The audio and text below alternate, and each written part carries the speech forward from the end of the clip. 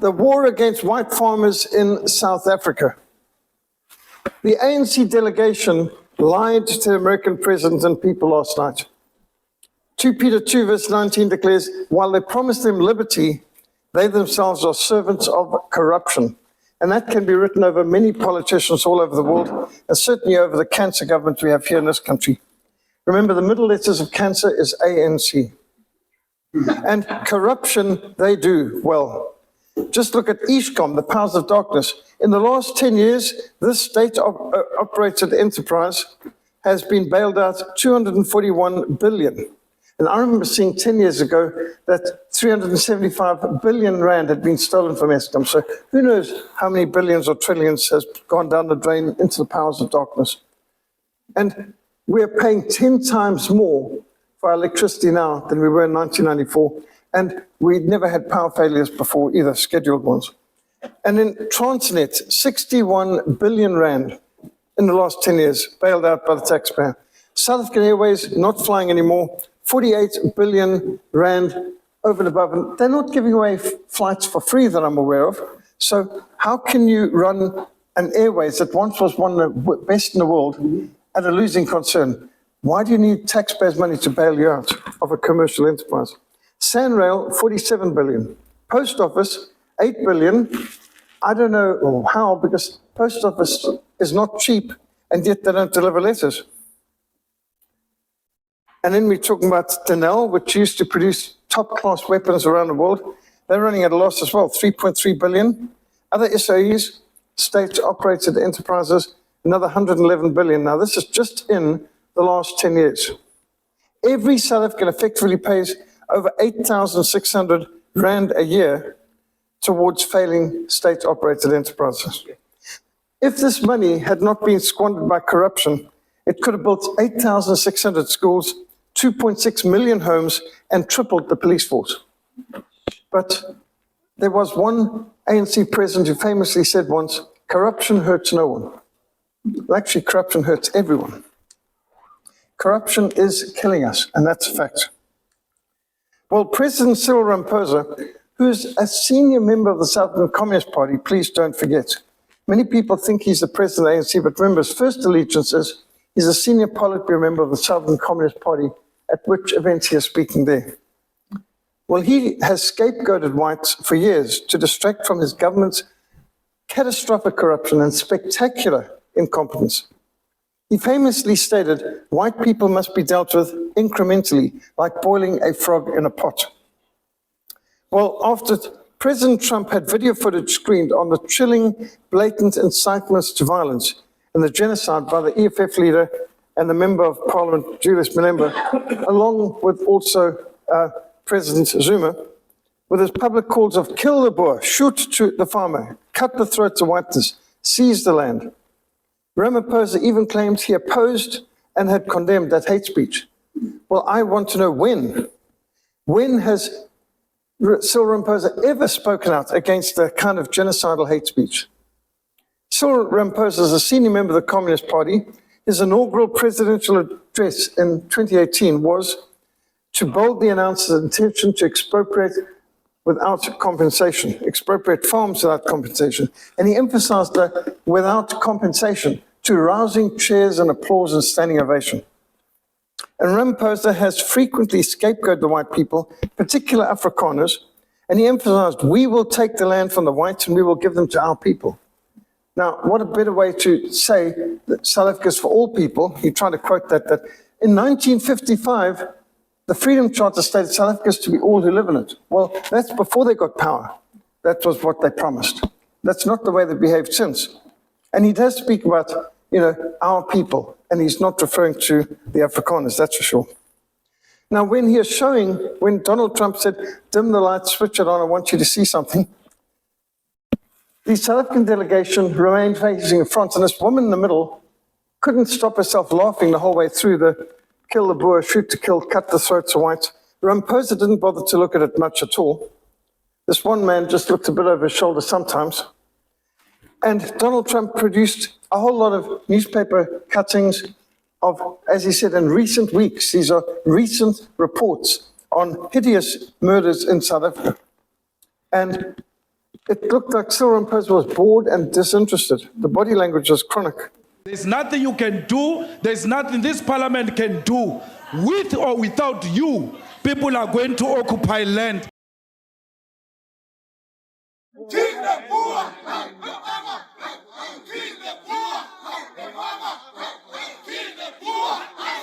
From Konto Alliance, shoot to kill Gamaza, kill the poor, the farmer, kill the poor, the farmer. Brr, ha, ha, brr, ha, ha. Attention! You must say enough is enough. We are taking the future into our own hands. Indians hate Africans. Majority of Indians are racist. The white minority which took our land by force. You must say enough is enough. We are taking the future into our own hands. Shoot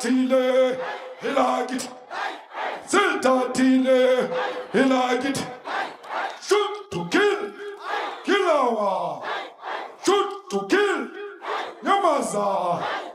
South Africa, stand and make sure that our people understand that they need to be counted. You must be counted, you must be part of history, you must make sure that you are one of the people who are going to deliver economic freedom in our lifetime. Freedom in our lifetime. Amanda! Now, it's a great thing that Donald Trump brought this front and center and showed the world media. Not that I think the world media will give it much attention, but those who paid attention saw, for the first time for many of them, some of the incitement to racist, genocidal hate speech that is taking place in this country. But President Cyril Ramaphosa was less than honest, to put it nicely, in the Oval Office on Wednesday, the 21st of May, which is last night. He claimed the ANC government was not planning to take away anyone's property and was not supporting racist laws discriminating against white people in South Africa. But actually, there's 140 racist anti-white laws in ANC-ruled South Africa. And that's more than even National Party had under apartheid. And even the worst of the racist apartheid National Party government never called for the killing of people because of their race. You never had that sort of scene. I mean, that was just unthinkable. For people to say this is like apartheid reversed. No, it's not. It's much, much, much worse. You never had the kind of torturing of people to death just because they are another color. So ANC President Cyril Ramaphosa had publicly insulted President Trump earlier this year, and Donald Trump was not being mean to show this evidence of what they denied is happening. He could have shown footage of Ramaphosa insulting Donald Trump and the American people, and we don't need your money, and all this sort of thing, and don't bully us, and we're a sovereign country. And they could have put on the South African Foreign Affairs Minister congratulating Hamas after October the 7th for their successful attack on civilians in Israel in that hideous terrorist attack, which the Hamas terrorists filmed with body cam footage and then broadcast the world.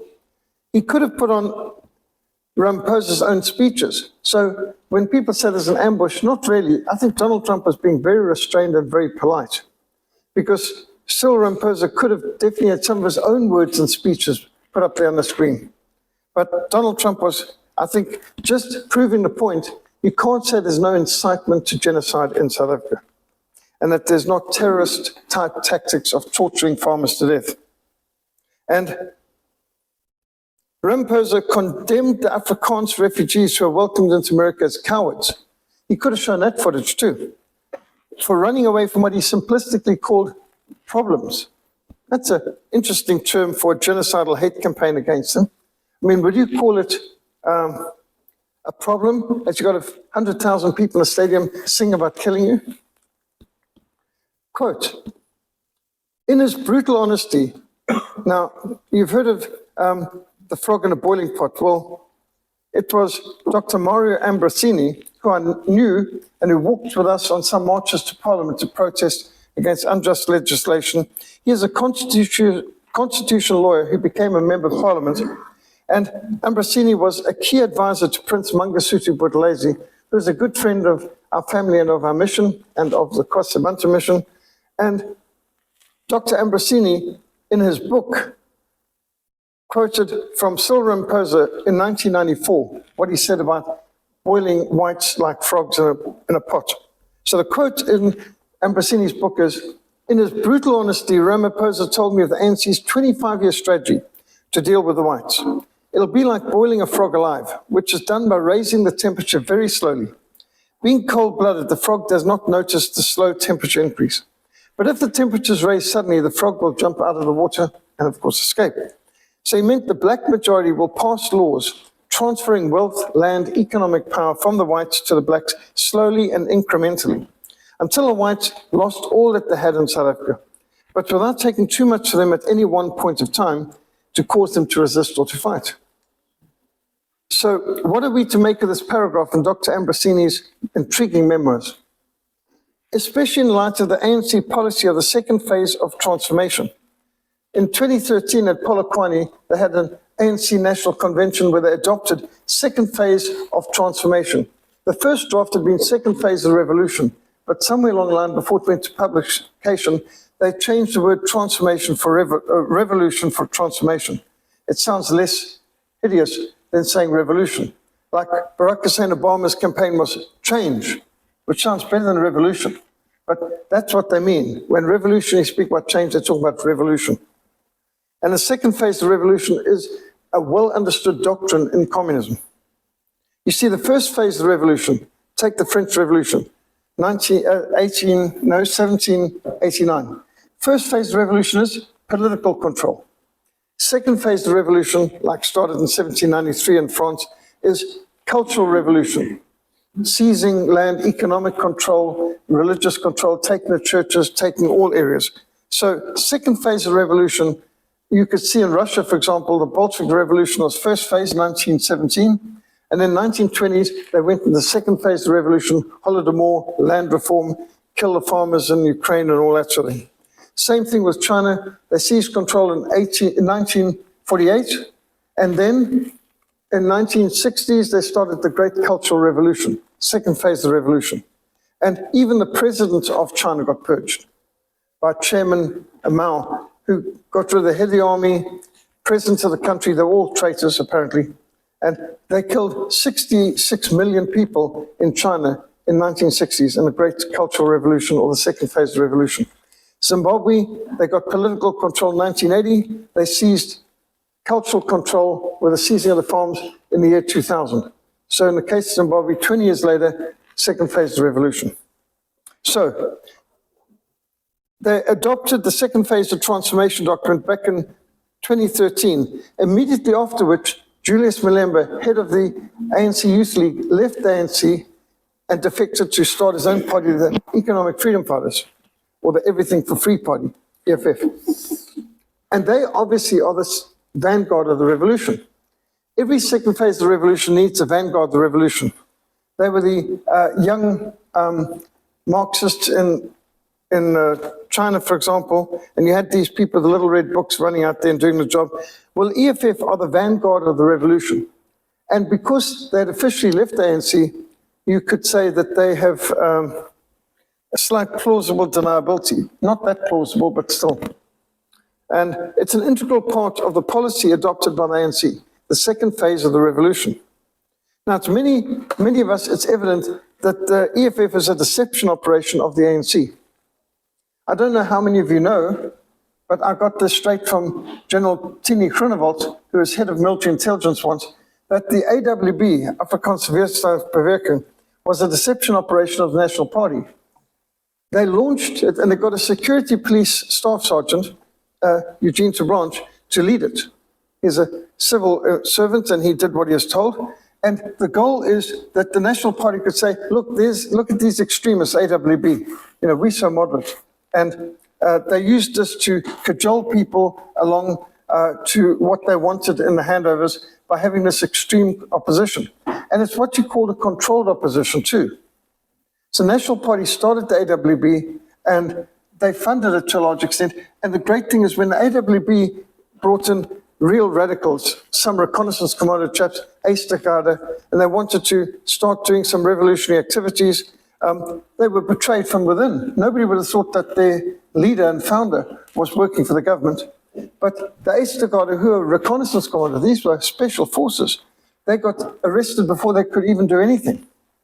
Who could betray them? Well, the leader. And so the whole thing collapsed. They were such a threat to the government, but they were a controlled threat. And I think the EFF is nothing other than a deception operation of the ANC. The Soviet Union also organized monarchist groups and anti-communist groups so that any enemy would come and join with their controlled opposition, which they controlled. They were able to make sure they never actually achieved anything. Now, in his meeting with the American president in Oval Office, President Cyril Ramaphosa pretended to be an innocent, helpless bystander to this shocking, systematic targeting and scapegoating, dehumanizing, demonizing, torturing to death of thousands of Afrikaans farmers. You know, if only he could do something about it, but he's a helpless, innocent bystander. He's got nothing to do with this. He is laughing and smiling during the video footage being screened. And the demonic torture and the slaughter of farmers and the families was dismissed as a result of unemployment. We need to address unemployment. This is caused by unemployment. I don't think, Sean, you know, I'm sure many of us have been unemployed at times. It didn't lead us to run around shouting, you know, kill people and shoot people and torture them and slit their throats and things like that. I know many people have been unemployed without that. America went through a Great Depression with millions of people unemployed, and they never went through that sort of thing. So I don't think unemployment caused that. Unemployment in South Africa has been caused by his own corrupt, kleptocratic cancer government, and the middle letters of cancer is ANC. They're most responsible for the unemployment through the BBBEE, broad-based black economic empowerment, affirmative action race laws, which have chased away employers and investors. More than 1.5 million South Africans have fled this country, some of them skilled workers, and for every skilled worker they say they employ about 10 other people. So they've chased away engineers, for example. At one time, Eskom fired 1,800 engineers for no other reason than they were white. And amazing how Eskom suddenly couldn't keep the lights on. They chased away some of their best, most experienced engineers. And when we had our first power failure in Cape Town, 2015, they had at Kubrick Nuclear Power Station went into almost meltdown. They had to call 2 of the Afrikaans engineers back from the Netherlands as consultants, add a 0 to their consultancy fee to fix the problem, which their affirmative action engineer hadn't bothered to do. They hadn't been doing proper maintenance in Kubrick, which could have ended very badly for Cape Town. Remember Chernobyl, which could have happened. And in fact, when Nelson Mandela was handed control over South Africa, in 1994, we had 2 million unemployed in South Africa, which was considered unbearable. But that 2 million unemployed was a direct result of the ANC's policies of disinvestment, sanctions, which had seen the withdrawal of so many foreign companies, most of which never came back. And as a result of the sanctions and disinvestment, we had 2 million unemployed. Well, today we've got 34 million unemployed. And why is that? The number of unemployed increased by 1 million for every year the ANC has been in power. So every year, 1 million more unemployed. People are being graduated from schools and universities into a job market that cannot accommodate them. And so absolutely hideous. The economic growth rate in this country is at half the rate of the population growth, which means everyone's getting poorer every year. The economy is not growing in pace with the population increase. And this is without a war, without conscription, without sanctions or disinvestment, but with foreign aid even. We've got unemployment. So to talk about the problem being unemployment, well, the solution would be get rid of the ANC. They're the main cause of the unemployment. So pretending to be a helpless, innocent bystander is pathetic. But facts are stubborn things. The ANC South African delegation further blamed the foreign illegal aliens for the farm attacks. Although Ernst Roets has well documented in his book, Kill the Boer, government complicity in the brutal farm murders, the government is involved on many levels, including in protecting the attackers, refusing to prosecute those responsible for many of these brutal, savage crimes. It's been documented. There have been times that the people caught in the act in the middle of a farm attack had to be released because they're senior members of the South African National Defence Force or National Intelligence Service or even the local police, involved in planning, arming, equipping, organizing, even perpetrating the torturous murders of whole families. And President Donald Trump quite correctly and pointedly asked President Ramaphosa, why do you not arrest Julius Malema for these obvious public hate speech incitements to genocidal violence? He points out that he didn't think anyone in America could stand up anywhere and make statements like that against any group without being immediately arrested. Who can incite people to such violence? And it's not good enough for Ramaphosa to say, we're a constitutional republic and we've got laws. Well, they're not enforcing them, are they? Or they enforce them very selectively. So it's a good question, why the inaction? And the ANC delegation from South Africa tried to manipulate the discussion to suggest the best way to deal with all this is for the USA to give more investment to the country and more technology for the South African security forces. We need Starlink, we need drones. Well, as Anton Rupert even pointed out, he used to provide drones to the national parks to fight against rhino poaching and ivory poaching, but then the South African government forbade the import of American drones.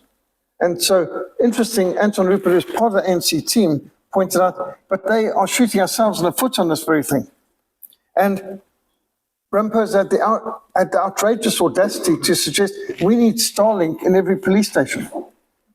Well, Elon Musk has already said, I can't bring Starlink to South Africa because of the racist BBBEE laws. He would have to give 30% of the shares of his company to an ANC cadre. They choose who must get control. Without paying a cent, without investing anything in his company, he's got to give 30% controls of Starlink in South Africa to a person of the ANC's choosing, who will obviously be a cadre, Communist Party member, and so on. So the ANC delegation, including DA leader John Steenhuisen, acted like this is not a moral problem. It's not a Marxist revolutionary strategy. This is just a matter that needs money and technology. It's not a technological and economic problem. It's a moral and revolutionary problem. So distraction and dishonesty is the name of the game. Why should America place more money, more resources in the hands of a provenly corrupt criminal government, a gangster government, hell-bent on murdering people, innocent farmers in South Africa? So we've got to say the ANC delegation lied to the American president and people. Ramaphosa even said when he saw the massive demonstrations of crosses, lines of crosses on the side of the road, and he said, where is this? And it's in South Africa. It's actually just around Polokwane, Petersburg area, up off the N1. But he acted like, he even said, I've never seen this before. He had no idea this is going on in the country. Now, it's hard to believe he's that ignorant. He could be in a bubble cocooned by his layers of security that he doesn't know what's going on out there. But it's hard to believe a well-educated man like that isn't informed on what's going on. The proof of all this is not just in the Witkruy's monument and the thousands of documented murders on white farmers in South Africa. Ernst Roots has done a phenomenal job in documenting, and see the subtitle, Government Complicity in South Africa's Brutal Farm Murders. Ernst Roots has been here up in this hall before, and he's a friend of the mission. He's been very brave going to America, speaking on Tucker Carlson, getting the facts out there. And this book provides the ammunition needed for anyone who wants to say, there's no incitement to genocide in South Africa. Well, read the book and you'll know otherwise. There's also evidence, not just in the Witkruy's monument, but the expropriation without compensation bill and the Bella bill, which is cultural genocide, where they want to kill the Afrikaans language and education, even in private schools. They want to get rid of the Christian values of the Afrikaans people. The Bella bill is very hostile. You can qualify that as cultural genocide without a doubt. And then there's this attempt to disarm the private security companies in South Africa. And all of these three bills have been initiated by the ANC government this year. So far this year, we're not even halfway through the year yet. So what possible motive would you have to interfere with home schools, with private schools, Why would you want to have expropriation or compensation bill and then disarm private security companies unless you're planning something very ugly and bad? We need a free and independent Cape of Good Hope to escape from the genocidal Marxist machinations of this cancer government, which is looting and ruining South Africa. Now, some people think Donald Trump was harsh and he was rude and he was ambushing. Not at all. I think Donald Trump was in his best behavior, and he could have brought out video footage of the South African government all wearing Hamas colors, waving Palestinian flags, and supporting Hamas, congratulating them officially on behalf of the country after the 7th of October attacks in 2023. That would have been seriously embarrassing. He could have bring up the fact that America knows now South African Foreign Affairs had prior knowledge of the 7th October terrorist attacks on Israel. And that we were paid, the South African government was paid billions of dollars or whatever they use in Iran by the Iranian government to take the state of Israel to the International Court of Justice in The Hague on the ridiculous charge of genocide. You know, it's one thing to charge Hamas, who started the whole thing, but to blame Israel, who's only responding to attacks of Hamas, of genocide, is insane. That's not even-handed. You can't condemn one side in a fight, nor can you. It's like handing out speeding tickets to some people in a Grand Prix race. When everyone's racing, you can't give some of them a speeding ticket. So in the middle of a war where Hamas is body cam filming themselves slaughtering everything from old people to women and children to infants, and then you want to charge genocide on the ones who are reacting and trying to get their 1,000 hostages back. Hamas is received very warmly by the Southern government. The ANC has done so much to support Hamas and every other radical terrorist group that's against Israel. They're so hostile to Israel. They're so pro-Iran. And Donald Trump could have played that sort of footage too. But he didn't want to distract from the issue of the farmers, because who's speaking up for the South African farmers? And so that was very brave of him. Our Director of Foreign Affairs actually not only visits Iran, but praised Hamas for attacking Israel in such a brutal fashion back in 2023. I mean, he could have played that. And South Africa's slavish support for everything from Red China. And then he could have played the video footage of Cyril Ramaphosa insulting Donald Trump in America. Imagine how embarrassing that would have been. And calling the South African refugees cowards for running away from the problems in South Africa. Problems. Let's name those problems. How about corruption and crime? 80 murders a day. Broken infrastructure, 140 race laws. Unemployment and taxes, and you're too male and too pale to get a job in this country, and so on. Here's a picture of Cyril Ramaphosa himself running away, led by the hand by his bodyguard. This is Bishu 1993. The ANC tried to invade Bishu, one of the independent homelands, and that's in the state of Cisco. And the people in Cisco fought back. How outrageous, they actually shot back. And so here's Cyril himself running, crouching low, being led by the hand by a bodyguard. He's running. There's a time for everyone to run. If you're being shot at, it's a good idea to run. It's not cowardice or stupidity to engage in some self-preservation. That's common sense. Next thing he's going to call us cowards for putting on helmets when you're riding a motorbike or wearing a seatbelt in a car. That's common sense. How can you blame somebody who wants a life for their family and doesn't like the fact that there's a few 100,000 people in your neighborhood who would like to kill you?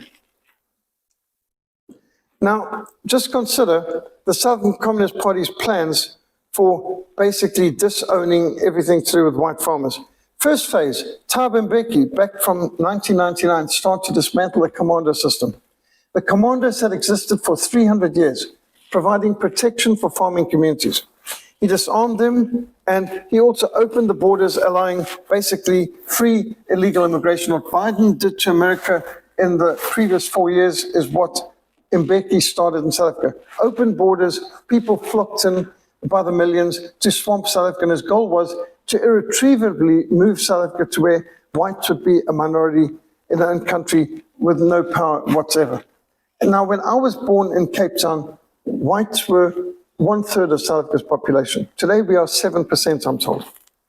So we're becoming like an endangered species, sort of like the leopards, endangered species, don't skin them. And then after shutting down rural protection, and by the way, Mbeki lied and said we will replace it with something else.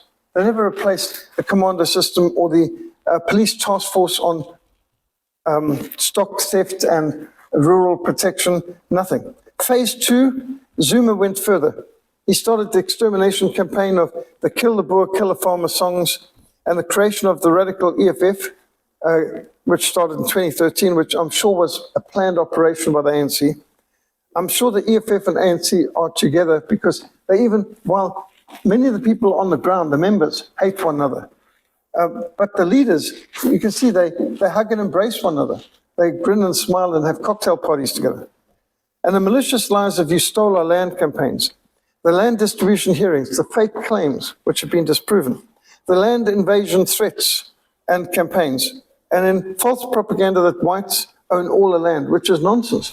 When you look at the statistics, most of the land in South Africa is owned by the governments of South Africa. And by the way, most of the land that white farmers own is in the northern and western Cape, which is mostly desert or semi-desert. It's very unarable. Without serious irrigation and some extra work, you cannot farm in the western and northern Cape. It's so semi-desert. Kalahari is a harsh environment. And the Karoo is a very harsh environment. That's where most of the land is. Black people own the most arable land in South Africa, especially KwaZulu, Eastern Cape. That's very arable. Limpopo, those high rainfall areas. And so this lie about the percentage of land owned by whites, well, it ignores the fact that most of the land they own is very difficult, unarable Karoo and Kalahari semi-desert. And then the farm murders began to escalate because if you start scapegoating a group of people, it's all their fault. I've seen how this works in Rwanda. The Tutsi were the best educated, the higher paid, the higher standard of living. They were the leaders in the country. And so the Hutu government started to direct all discontent in the country against the Tutsi minority, all their fault. The Tutsi are Inyenzis, cockroaches, and they need to be, we need to clear the land of them. And the Interahamwe were formed to clear the land of Tutsi, ethnic cleansing. And they start to sing about killing the Tutsi and clearing the land of them, like hacking the bush, like you would go out there to clear the bush. And so that's the terminology of the Interahamwe. And when you demonize and dehumanize a group of people, then you disarm them. Well, of course, the next thing that comes is genocide. And that's what happened in Rwanda.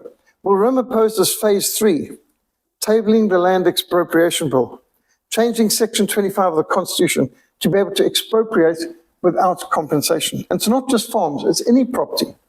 Theoretically, it could include your intellectual property, anything. And there's nothing stopping it with just being rural farms. It could be urban property as well. And do you think corrupt people won't find a way to abuse laws?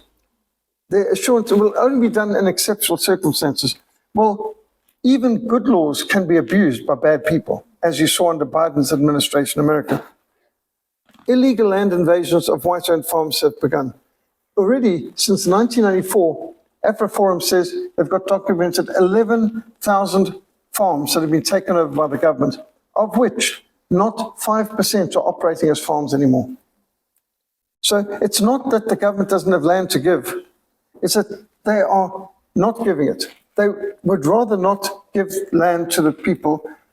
They would rather use this land issue as a means to terrify, intimidate the people who are a threat to them, and then they can hold it over the people. Most of those EFF thugs dancing the zombie dance with kill the Boer, kill the farmer, they don't want to be farmers. That's hard work. They want to stay in the city and have Kentucky Fried Chicken and Coca-Cola.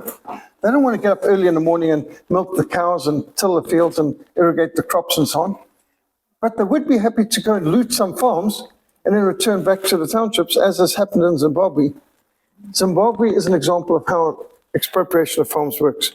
So from Mbeki to Ramaphosa, you can see the Communist Party has been working on a plan of the second phase of the revolution.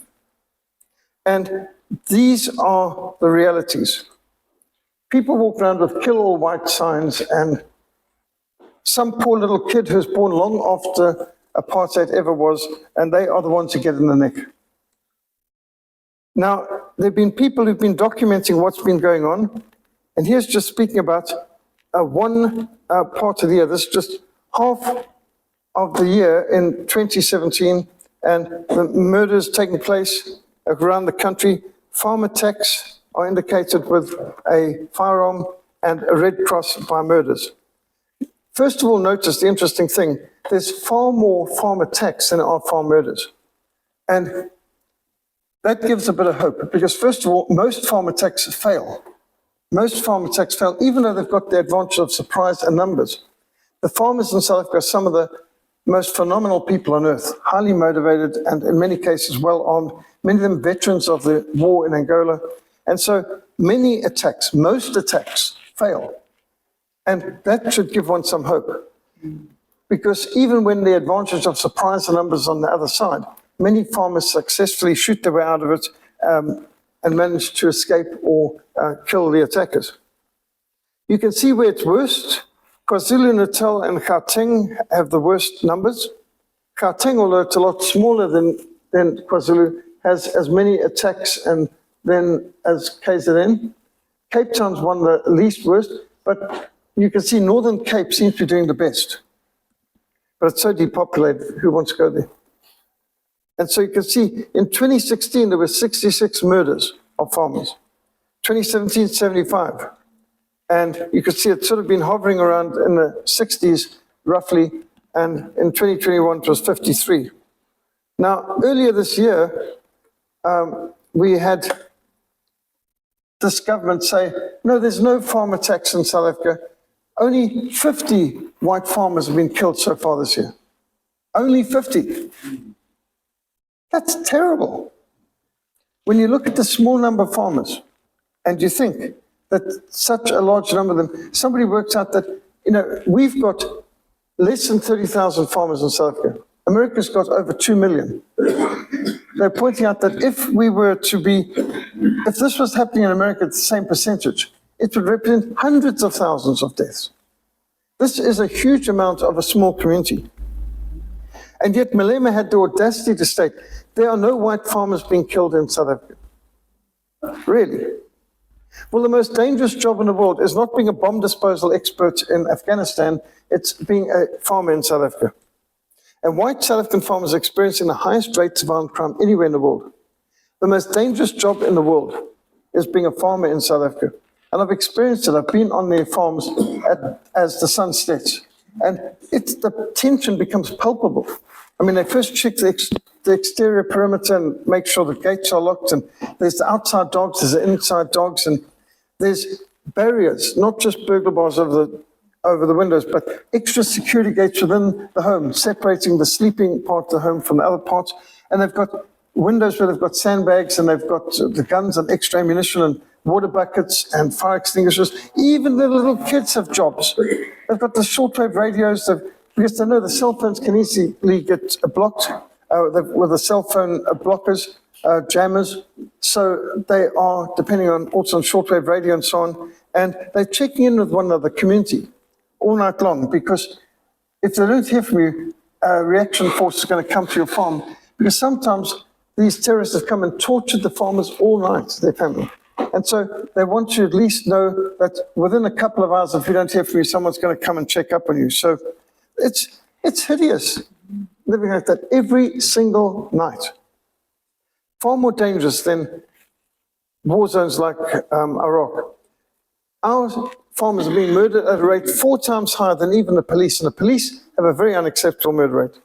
Here you can see close-circuit TV cameras showing some of these attackers coming at night. It's like a military group, many times very well trained. Now, Brendan Horner's body, you may recall, he was murdered in October 2020, and there was and they had him tied with barbed wire to a gate.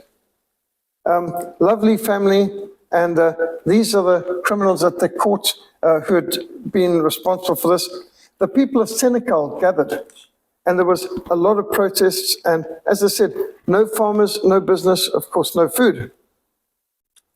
And Senegal mobilized against this violence against their farmers, Senegal being an Orange Free State. Many farmers gathering to pray outside the police station where they were about to try these criminals. And you could just see the whole community rose because they knew these people. And Brendan was a known entity. Notice even the horses having crosses painted on them. And the EFF mobilized to try and intimidate these people who were coming to try and see that some justice was done. And this could have been very violent. It could have ended up very ugly. There was serious confrontations, and some people said this could have ended up as a bloodbath. And some thought civil war was going to start in Senegal, and that could only have bad news. But there were people praying, and there was a lot of Christian witness taking place in the midst of all this. Now, farmers in South Africa are being commemorated by the Plaasmotor Witkruis Monument up near Polokwane. Living in South Africa is dangerous. Living in South Africa is dangerous for everyone. But living in South Africa and being white is like being on death row. Your time is coming. South Africans are being killed at a rate of war. In fact, think of this. We have had more farmers killed in South Africa than the people died in the whole civil war and troubles in Northern Ireland, which took many, many years. You can think it's worse than so many wars. You can think the death rate, and this is over a small community. So the world averages 6 people for every 100,000 are murdered each year. South African averages 34.1. South African police officials, 55 per 100,000 are murdered. Honduras, the world's most dangerous country, it's 90 people murdered per 100,000. Caracas, the world's most dangerous city, it's 119 per 100,000. South African commercial farmers, 156 per 100,000. It is a very dangerous occupation to be a farmer in South Africa. And yet, to say, but more black people are murdered in South Africa than white people, ignores the fact that, but that's the majority. This is a disproportionate amount of a small minority. And here again, you can see the attacks are much more than the successful murders, which means that the farmers are actually winning more times than they're losing. But there's all kinds of statistics. A farmer being murdered every 7 days is one statistic. And again, you see the black figures are attacks, the red figures are deaths, murders. So far more farm attacks than farm murders. And different statistics are put out at different times showing, in this case, there were 12 farm murders, 102 farm attacks in 52 towns. And sometimes you had only 3 attackers, sometimes you had up to 11 attackers. The oldest victim was 87. And many different examples, statistics. And yet ANC President Cyril Ramaphosa claimed there are no murders of white farmers in South Africa. He said this publicly in response to what Donald Trump was saying. No murders. And then one of his people came out with there's only been 1 murder in the last year, which Transvaal Agricultural Union and AfriForum immediately said, fake news, false, here's the stats. And they've got the stats. And then a government official had the audacity to say only 50 farmers have been murdered in the last year, which, if it's true, is still far too many. So in 56 hours, there were 6 attacks and 2 murders. That's just one newspaper. Dr. Philip de Toit was one of the first to publish a documentation book on the Great South African Land Scandal, showing that the vast amount of land is in the hand of the government, and yet they don't make it available to their people, even though they like to blame the successful commercial farmers who are producing food and who are providing employment, and they lie about their failed attempts where they took land on a willing buyer, willing seller basis, and then those farms were turned into nothing. Farms that used to employ people, used to feed people, are now just dust bowls. And there's so many cases of that. And, for example, a dairy farm where they killed all the cows, and what do you know? You kill the cows, the dairy farm doesn't work anymore. And then the next book was Major General Chris van Zyl produced the book Land of Sorrow, 20 Years of Farm Attacks in South Africa. Miserable reading, let me tell you. I worked my way through some of it, and it just makes you depressed. It's horrible. Then you've got stories from Carla van der Spey, different victims telling their stories of seeing what was done to their husbands, children, and so on. And then you get convicted murderers saying, you know, I hate whites and murdering them was just like going to work. And what does it take to produce people like that? There's a lot of hate and brainwashing and desensitizing. Transvaal Agricultural Union recorded 2,070 attacks, 1,266 murders just between 1991 and 2009. Very hard to get these stats because the police deliberately withhold information and won't pass on information. Thabo Mbeki forbade the police from giving out statistics. And so how bad must it be if they're not even allowed to tell you what's happening? South African Agricultural Union recorded 10,000 farm attacks and 1,500 murders between 1994 and 2008. By the way, that's Ernst Ritz and his wife and child in this picture. You've probably seen that picture before, maybe you didn't recognize Ernst Ritz. Isaiah 5 verse 20 says, woe to those who call evil good and good evil, who justify the wicked for a bribe and take away justice from the righteous man. We've got some wicked judges in this country who deliberately let the farm attackers off and prosecute farmers who try to protect themselves. Commissioner Sely refused to acknowledge that the murder of police was an issue requiring special police attention. They had a VIP squad to protect parliamentarians, but they weren't willing to have any rural protection to protect farmers.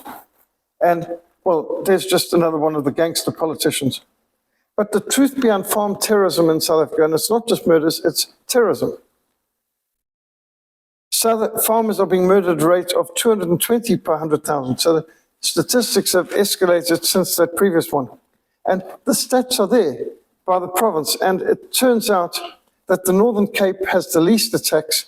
Gauteng has the most attacks. And Limpopo is also very bad. Whole families being murdered. I killed them because they were white, he said. And then look at this military-grade cell phone scammers or jammers. And it can block all cell phone transmissions for 500 meters. It would be nice if we had these sort of things available at churches, that you could block cell phones in a church service. I wouldn't mind one of these. Now, where do they get military jammers from?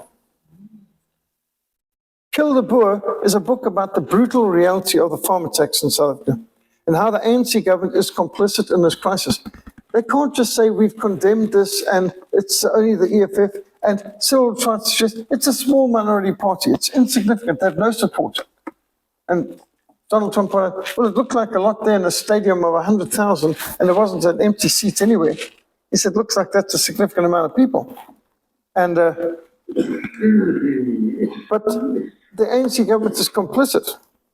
It's argued the Southern government should be regarded as complicit for a variety of reasons. They deprioritize the crime despite the worsening crisis. If parliamentarians were being murdered like this, you could be sure the government would do something. Negative stereotyping of the farmers in particular. Now, these farmers are some of the best farmers on the planet. I mean, to work in this kind of environment, you've got to be phenomenally resilient. And it's not easy to make a farm work, especially not in arid areas with low rainfall. But white farmers from South Africa are being coveted from countries like Zambia. And my niece is married to a South African farmer farming up in Zambia. They get so much help, support from the Zambian government. Zambian government wants them there. Mozambique wants the farmers. Nigeria wants the farmers. Congo wants the South African farmers. But South Africa does not want to own farmers. And romanticizing the violence inflicted upon farmers, even sing about it, propagating hate from political platforms, all of this aggravates the situation. And scorning and ridiculing the victims of these attacks. Kill the Boer book reveals accounts of direct involvement of members of the ruling ANC government involved in farm attacks. And the South African Police Service in particular, with planning and executing these attacks. It would be nice to think the police are your friends and they are going to protect you, but unfortunately, there's many cases that show it's not always the case. In many cases, you've got corrupt police. And malicious police too. And there have been policemen who've said to people on a traffic stop, you know, the day's going to come when you're going to kill all you whites. person in uniform that you respect as a man who's there to protect everyone.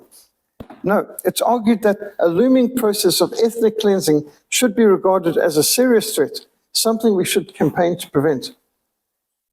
I saw the Holocaust in Rwanda, and that was campaigned for years.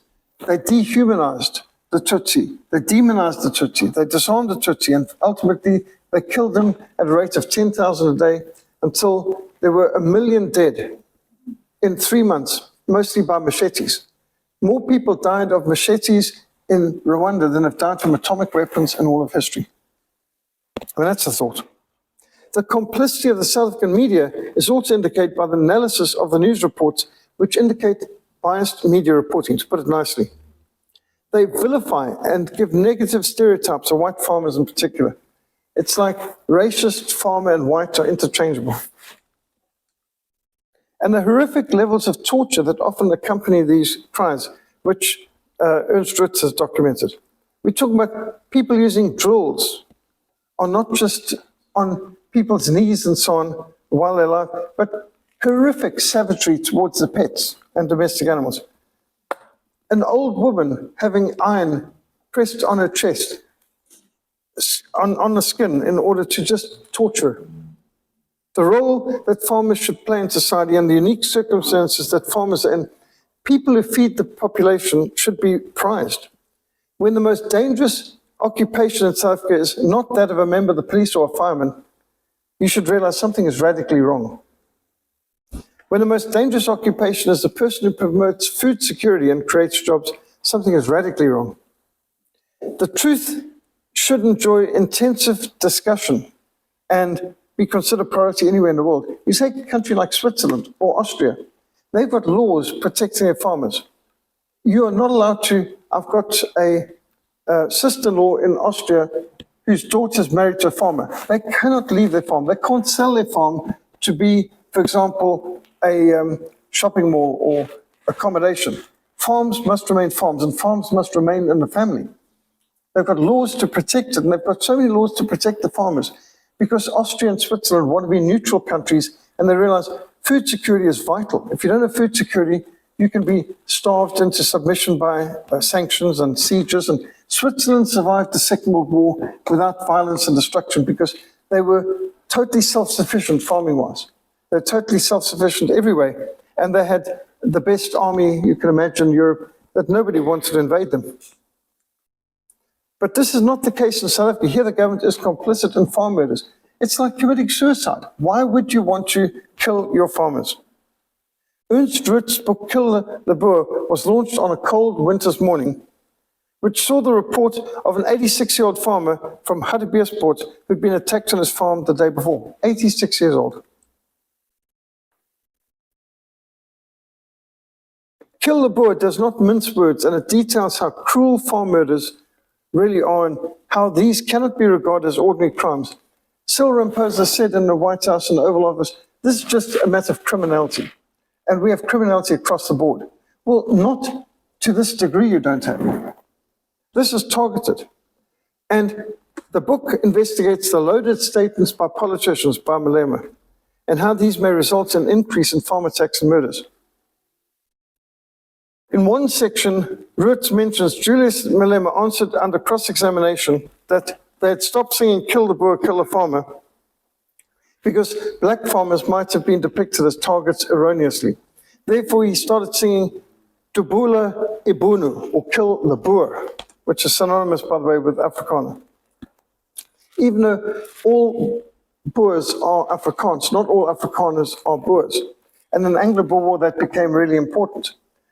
You could be an Afrikaner in the Cape, but you weren't a Boer unless you were part of the Transvaal and the Orange Free State culture, and you were actually one of those who's farming the land. So they made a clear distinction between Cape Afrikaners and the Boers. And here's Ernst Ritz's comic where the book of facts is racially divisive. So what do you suggest for racial harmony, asked Ritz? Kill the Boer. That's racial harmony. The book points out that the mainstream media's double standards in terms of reporting on farm murders and their reference to race. So one statistic showed that a publication like the Daily Sun uses graphics in 69% of of the reports covering white on black crimes, but only 20% of the reports on black and white crimes. So many times when it's a black criminal and a white victim, they won't use pictures because they don't want you to get the right impression. A publication like Huffington Post South Africa doesn't even use graphics in case of black on white crimes at all. That's a matter of policy. So, for example, South African Police Service data on farm attacks and murders, which generally they don't provide, and there's lots of gaps, like when suddenly they're not allowed to give any statistics at all. So in the English and Afrikaans media, there might be only 16 white on black attacks or crimes of any sort, but there's 75 reports in them. But black on white, there would be 206 incidents, but only 7 reports on them. Black on black, there may be 15 incidences, but there are only 6 reports. White on white crimes, there might be 3, but there are 10 reports on them. So media reporting changes depending on race, characteristics, Afrikaans media as well. They are very selective on what they report on, and it's disproportionate. Same with the English media. They will not be reflecting reality. They're making racial choices to support the narrative. You know, bad, evil whites, good, innocent black people. That's a stereotype. And if the story doesn't fit the narrative, cut it. And then distribution of farm attacks. Farm attacks can take place actually any time of the day, but it particularly takes place after 6 at night, before midnight. Most of the attacks. What is the division of victims according to age group? Well, it can happen to you under age of 14 all the way up to over 71, and then they show how many attacks happen according to age group. So it's not just picking a particular age group. Analysis of murder victims, farmers, direct family, workers, visitors, and so you can see the percentage. So it's very clear analysis. The book is more than simply figures and statistics. It's a story of Sue Howarth, who was murdered when attackers opened fire on her and her husband while they were sleeping. And she is a well-loved person in the Howick area, and people who love animals and friends in the community. It's the story of Roger and Christine Solik, where the judge said during the sentencing that a great measure of rage and venom had been evident on the crime scene. And so these are different victims of the attacks. Story of Dries Steenkamp, 66 years old, shot dead in his farm outside Leidenburg in Mpumalanga. Vanessa Staffru, whose 3 and 5-year-olds ran into darkness after they'd seen their mother murdered right in front of them. I mean, how savage is that? And Johan Stradum, whose skull was cracked with a piece of metal, after which they dragged him behind his bakkie on a dirt road until he died of a burst liver. That's not normal criminality. But Ramaphosa is in complete denial about this. It's a story of a mother who lost the will to live after a 21-year-old son, Kyle Stolz, was murdered on a farm close to Bloemfontein. And there's Ati Potgieter, who was stabbed 151 times with a panga, garden fork and knife, after which his wife Vilna and 2-year-old daughter Wilhelmine was murdered. Lovely couple, lovely child, Wilhelmine, only 2 years old, murdered. Just why would you do that? This is not normal crime. This is demonic. Of course, not only white farmers who've been killed. It's Elsa Mokanat and Augustine Konjana, 2 farm workers strangled during a farm attack and then shot in the stomach. Not enough to strangle people. Last year in Orange Free State, a black commercial farmer was shot dead by attackers and his wife was kicked and shot. It's pointed out in the cover of the book, the content is not for sensitive readers. And no South African can afford not to read the book because we may be victims or we may know people who could be victims.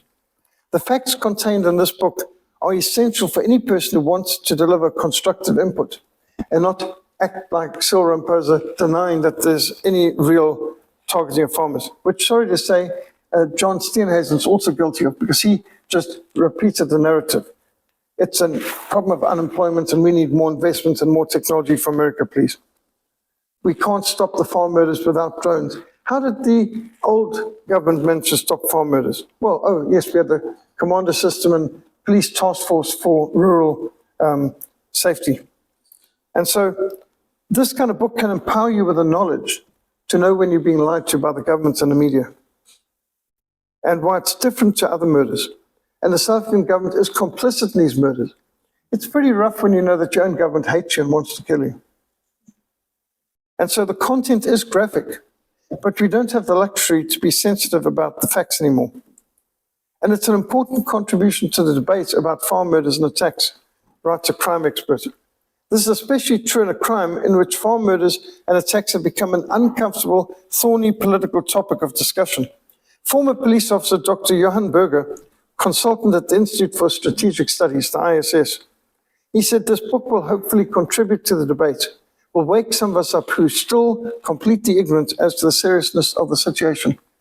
The amount of people who were criticizing Donald Trump for speaking up about it, using the word genocide, or what do you call it when you have people singing about killing a group of people based on their race and ethnicity? It's disgusting. It shouldn't be like, imagine somebody standing up and singing something like kill all Jews or kill all Arabs or kill all blacks or kill all Indians.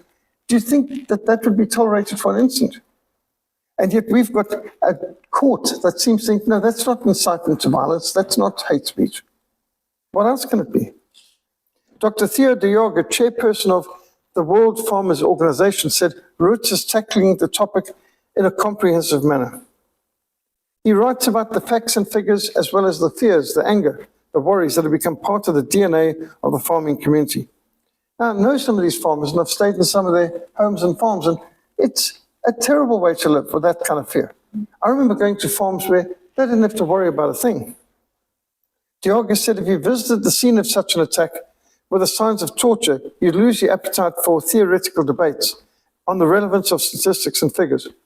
And by the way, you may just recall that if you saw any of last night's incredible encounter in the Oval Office, that after Donald Trump had shown these scenes, roughly the same ones I showed you just now, and brought out the documentation of the people being murdered, the first question from NBC reporter was, what about this jet that Qatar wants to give you? And Donald Trump really got angry. You could just see, I mean, we talk about human lives being tortured to death, and this idiot, and the amount of times Trump called him an idiot, and you know, you're a bad reporter, you're a useless reporter, you're a terrible reporter, and you're fake news. And Donald Trump was angry. I mean, how could you have that response? You've just seen all this. It's not just statistics. It's not just words on a page or pictures on a screen. These are real people here. And I think Donald Trump was wound up and tense and angry and ready to fight last night. Well, fight last night. It was yesterday afternoon, actually. By the way, the South African delegation arrived late. The appointment was for 11:30. They arrived at 12. And I think that would really get him a bit fed up.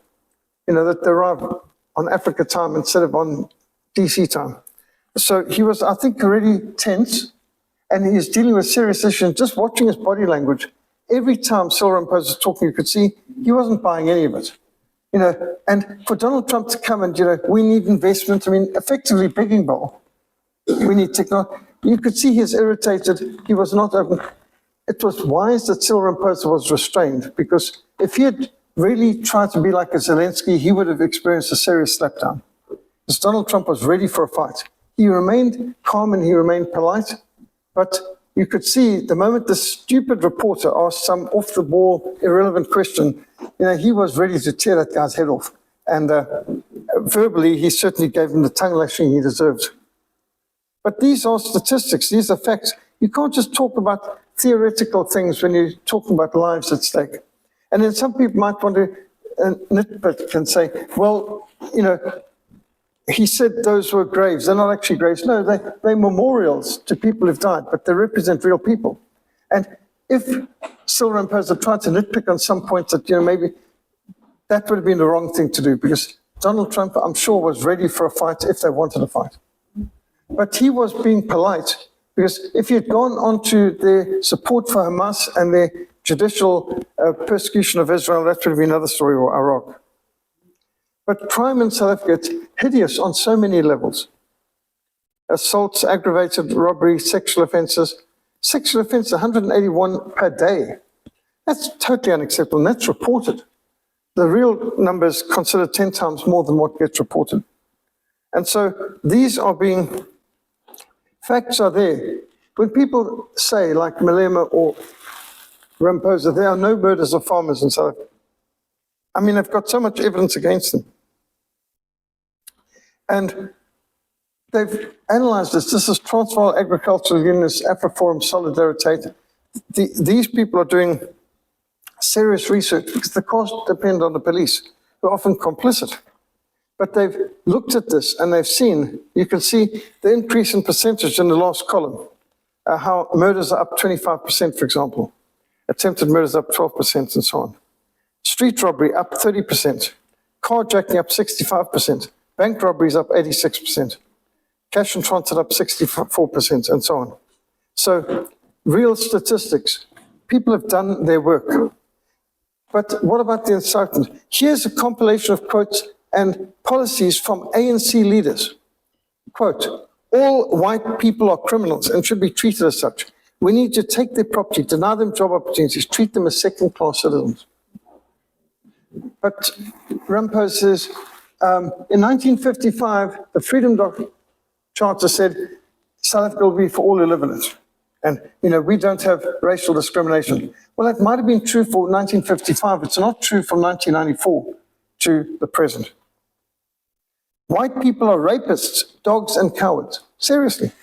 We need to sing songs about how they should be mowed down and murdered. White people are in a minority, and that means they must have fewer rights than the rest of us. Absolutely, that is how democracy works. And if they dare to protest against these laws, you must tell them to keep their mouths shut because they are racist and we're simply getting what they deserve. I'm thinking it means they are simply getting what they deserve. But these are statements by ANC officials. Woe to those who call evil good and good evil, who justify the wicked for a bribe and who take away justice from the righteous man. The war on whites in South Africa is seen in economics through black economic empowerment, affirmative action, job reservation, racial quotas, which is creating unemployment, not actually helping it. If the people could see what was going on, they'd recognize this is designed to decrease jobs and create unemployment. All of this is designed to keep whites, particularly white males, out of government, out of commercial employment. My son's been told, you're too male and you're too pale. The honeymoon is over for white people in South Africa. I don't think any of us noticed there was a honeymoon, but apparently it's over, says the Everything for Free party. Kill the Boer, kill the farmer. The violent, vicious, brutal, sadistic tortures and murders of farmers and their family members defies description. I don't even want to mention the things I've heard. Farm attacks in this country are 700% higher than any other country in the world. How can that be normal or acceptable? And then AfriForum's documented multiple cases of incitement to genocide and menacing threats on whites on social media. ANC councillor, Nkosi Mvalesi, kill the Boer, kill the farmer. Valefi Kumalo of the Gauteng Arts and Culture Department. I want to cleanse this country of all white people. White people in South Africa deserve to be hacked and killed. You must be bushed alive. I'm not sure what that means. And skinned, and your offspring to be used as garden fertilizer. Now, he's a government official. White people deserve to be hacked and killed like Jews. I want to cleanse this country of all white people. We must act as Hitler did with the Jews. Reasons why I hate white people: white privilege, white dominance, white arrogance, white monopoly capital, white superiority. But interestingly, the white monopoly capital is paying for them. And they even had Anton Rupert, one of the richest people in this country, as part of the ANC's delegation in Washington last night. Just get me a bazooka or an AK-47 so I can do the right thing and kill these demon-possessed humans. Now, these are ANC officials. And white South Africans, your time is up. Near future, you will pray and wish you were black. The time is up. Pack your bags and go or suffer the consequences. God is not on your side. You better take note of that. And Julius Malema, I mean, they've had to cross out a lot of the swear words, all these things he's got to say about us. But there's just so much hostility. And this is not a joke, strangling a baby doll. I mean, okay, it's a doll, but still, people dressed in ANC outfits. This isn't the EFF here. These are ANC guys who are hanging in effigy white baby dolls. We must kill Indians and whites. Please, fellas, join me. Rape the kids with the AIDS virus too. So people are posting this on social media. Funny, if you suggested hydroxychloroquine or ivermectin back in 2020, you would have got disappeared off the internet in seconds, but you can have this sort of thing on. So where is Mike Zuckerberg when you need him? I am the Messiah of our time. I will give free land to my people, unlike Jesus or Nelson Mandela and his friends. I don't need to go to a stupid prison to save my people, says Malema. And these are the kind of rantings of unstable minds. Attention, comrades, time to take back the NWU, Northwest University. Kill the Boer, kill the racist, kill Afrikaans. Now, isn't that racist to make a statement like that? And he says, kill the racist, but he doesn't realize he's racist. And this isn't exactly funny, dancing around with an attire representing the torturous necklace murder, where they killed over 1,000 people in the so-called struggle, putting a tie of a person to pin his arms together while they poured gasoline over him and set him alight. And that's not funny, but the people who involved in protest walk around with a tie around themselves. There was a time that the ANC was manifesting itself as the UDF, United Democratic Front. And then after a while, it started to be called Uni Royal, Dunlop, and Firestone. Yeah, because necklace murder predominated, it was the signature of the UDF. And here you've got these people calling, we have no choice but to kill white babies, simply because they're going to grow up and oppress our babies. So we kill the white babies. When the right time comes, we'll chop their heads off and they'll become headless white racists. What kind of people think like this, let alone post it on their social media? And these are government officials. The most racist people in the world are the ones crying racist all the time. And every time I hear the name Jesus, I'm reminded of white people. I'm glad he won't come back, because if he comes back, we will kill him again and cremate his body. This is the BLF, the Blackland First Leader, Andile Maxatami, who's out in Hammond causing grief. EFF leader Julius Malema declared he wanted to hit white people hard. We are cutting the throat of whiteness. And this is documented. And these are the kind of targets. I mean, these are the people, just examples of people who've been murdered. I don't want to show a horrible picture of them being murdered. I'd rather remember them the way they were. But all of these folks in these pictures have been murdered by these farm attackers. And it's just hideous and disgusting. Why on earth do you want to demonize and dehumanize these people? Including this poor little girl. I mean, these are some of the victims of these savage, demon-possessed criminals. Absolutely disgusting. Now, 68,800 white South Africans murdered in the first 25 years of ANC rule. I think it's well over 80,000 right now. And then they want to say, there's no genocide in South Africa. But how come the number of Afrikaners in this country is going down, down, down? And the savage beatings some people have gone through, these are the ones who survived. Feel it, it's war. You know, we may feel like we're at peace, but the other people are at war with us. You can hear some of the horrible testimonies of these people on some of these documentaries that have been done. And remember, every one of these crosses has a name and a date.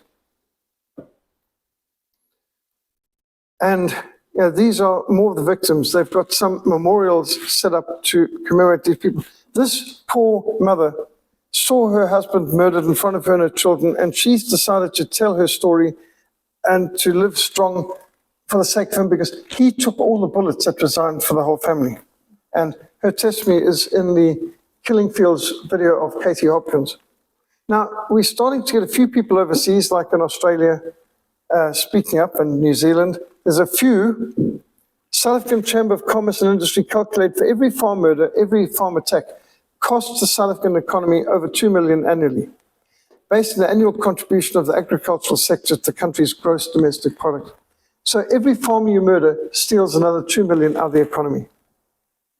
And yet you get these sort of people They dragged this poor farmer, Andre van der Merwe, for 1.5 kilometers behind his bakkie on a dirt road. And most of them don't get any kind of justice to courts because the judges don't think it's that serious to kill a white farmer.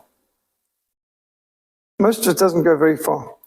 Kill the Boer, they're not Africans.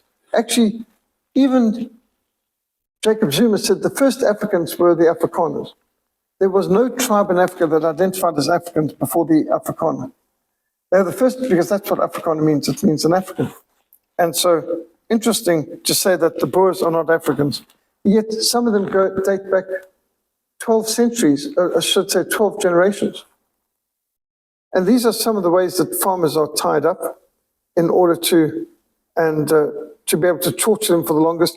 Talk about pulling out fingernails, toenails, just unbelievable what they want to do.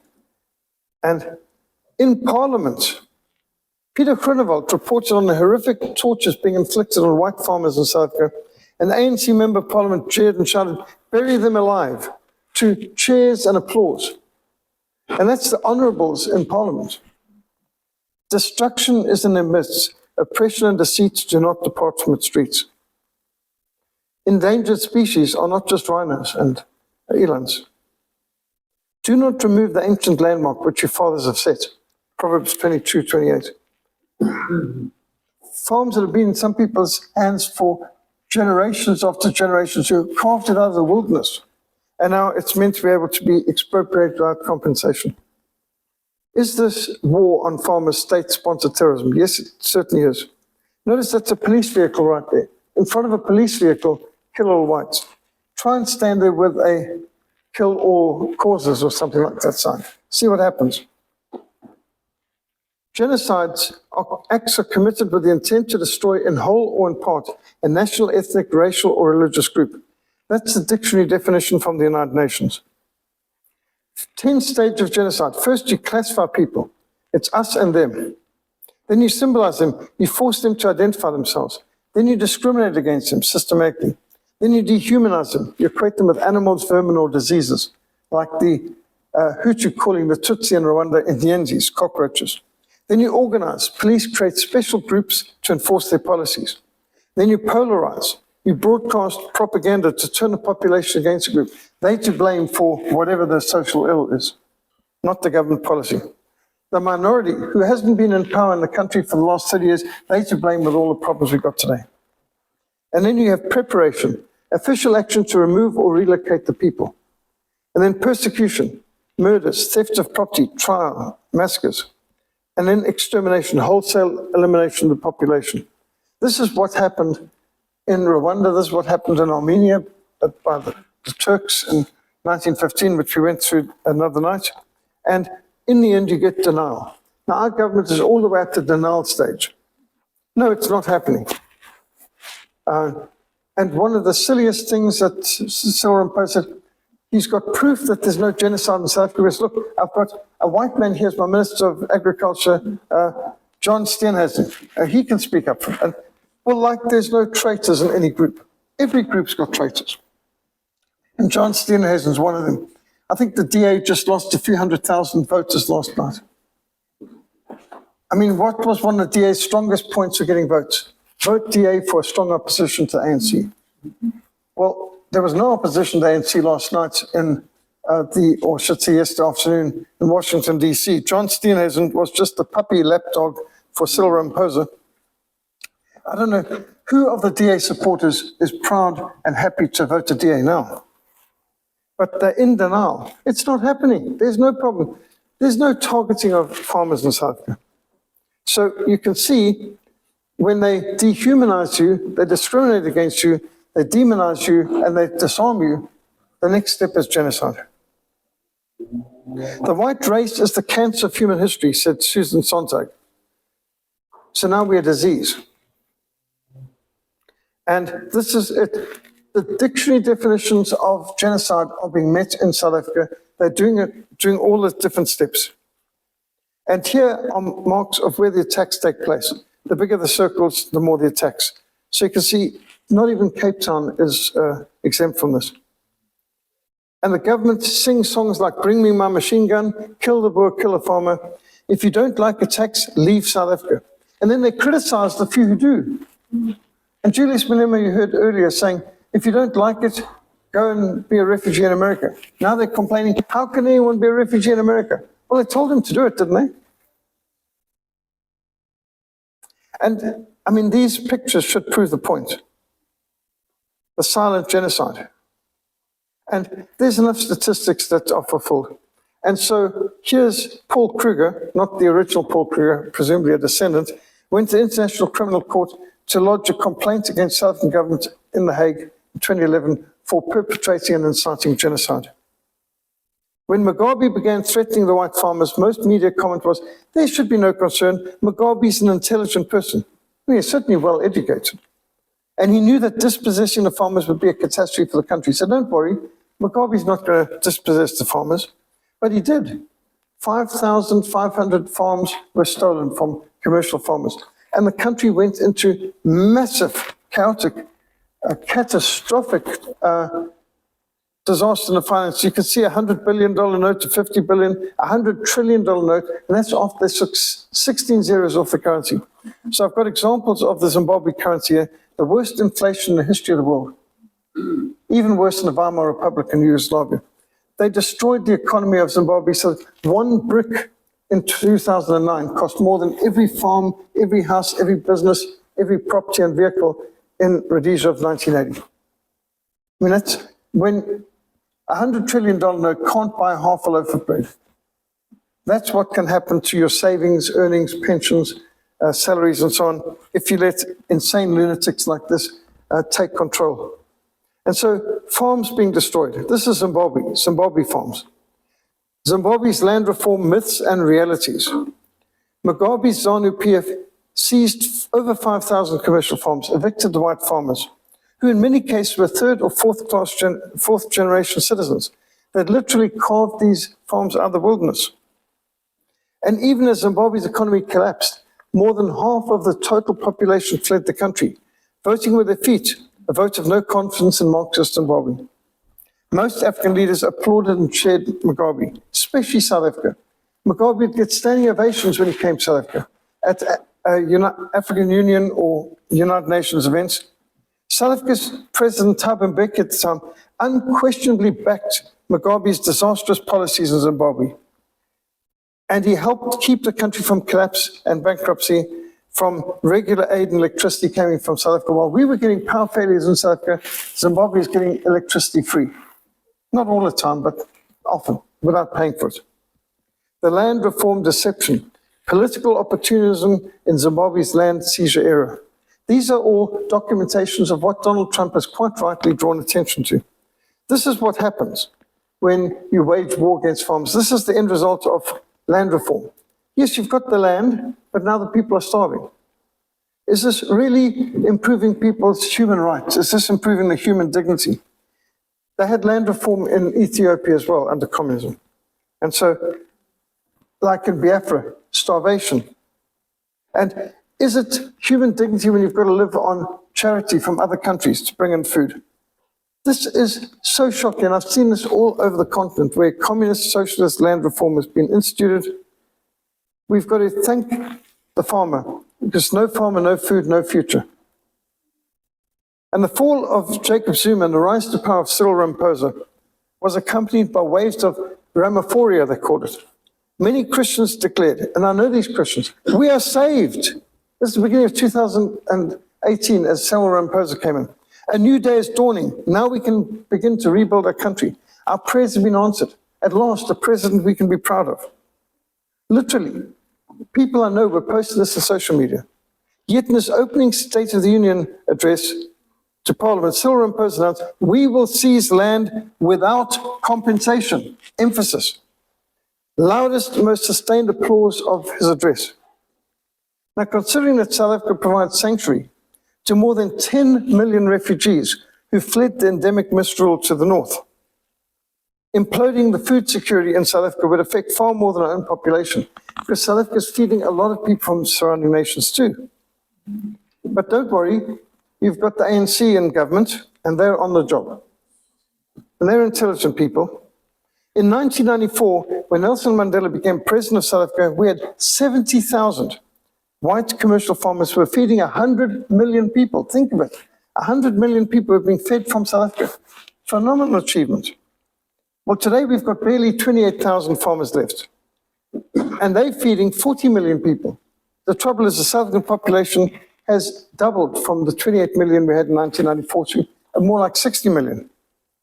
And even as the population of the country has doubled since 1994, our food production is less than 40% what it was in 1994. And this isn't sustainable. We've got less than half the number of farmers, and we've got double the number of population. Not good. That's not the way to sustain a population. And the food crisis in Africa is about to get much worse. So is the refugee crisis. All the refugees who fled to South Africa will have to flee somewhere else if you implode the farms here. And that's the look of the future if you don't change the policy. And the ANC government's been an economic failure. In 1994, the rand was closer to 2 rand to the dollar. Today, it's around 20 rand to the dollar, I think. 19 to 20 rand to the dollar. So my daughter just got married, and to be able to pay for that catering and so on for the wedding, I had to sell a Kruger rand. Praise God, I still had a Kruger rand. Now, I still had the receipt.